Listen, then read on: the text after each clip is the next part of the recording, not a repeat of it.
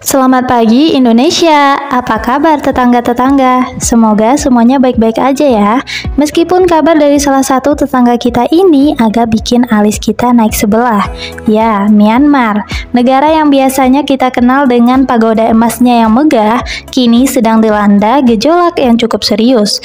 Bahkan ada yang bilang situasinya mirip dengan Gaza baru. Wah, kok bisa? Mari kita ulas bersama di berita tetangga. Maksudnya berita hari ini. Jadi gini ceritanya, konflik internal di Myanmar bukan adem ayem, malah semakin hot. Pertempuran antar militer Myanmar dengan berbagai kelompok etnis bersenjata semakin intens.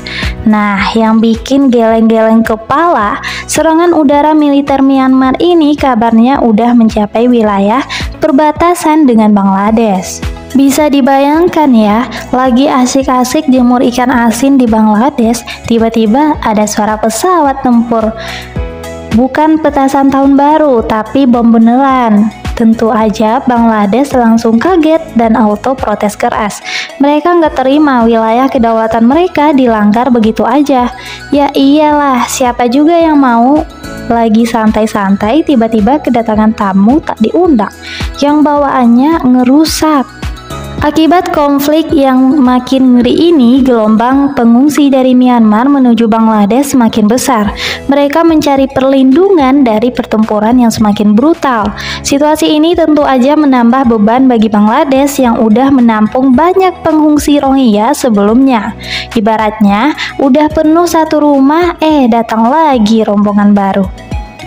Kekhawatiran akan krisis kemanusiaan ini sangat beralasan. Bayangin aja, orang-orang terpaksa ninggalin rumah mereka, hidup serba kekurangan dan dihantui rasa takut setiap hari. Ini bukan sinetron, tapi kenyataannya pahit yang terjadi di dekat kita. Kenapa situasinya disebut-sebut mirip Gaza baru? Ya, meskipun konteksnya berbeda, ada beberapa kemiripan yang bikin kita miris.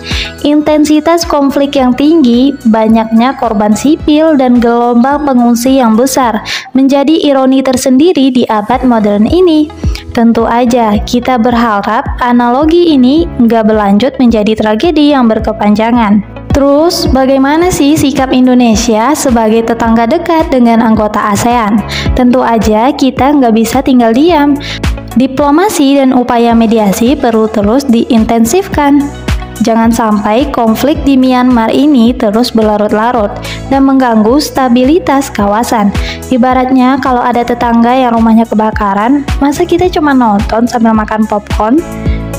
Tentu enggak, kita harus bantu padamin apinya. ASEAN sebagai organisasi regional juga punya tanggung jawab besar untuk membantu menyelesaikan masalah ini. Prinsip non-intervensi memang penting, tapi kalau situasinya udah separah ini, mungkin perlu ada pendekatan yang lebih kreatif dan konstruktif. Siapa tahu dengan sentuhan magic ASEAN, konflik ini bisa segera mereda. Jadi pemirsa, situasi di Myanmar ini memang memprihatinkan. Sebagai tetangga, mari kita terus memantau perkembangan dan berharap agar perdamaian segera tercipta. Jangan sampai Gaza baru benar-benar terjadi di kawasan kita. Kita semua tentu ingin melihat tetangga kita hidup aman dan damai, bukan? Tetaplah bersama berita hari ini untuk perkembangan informasi selanjutnya. Sampai jumpa!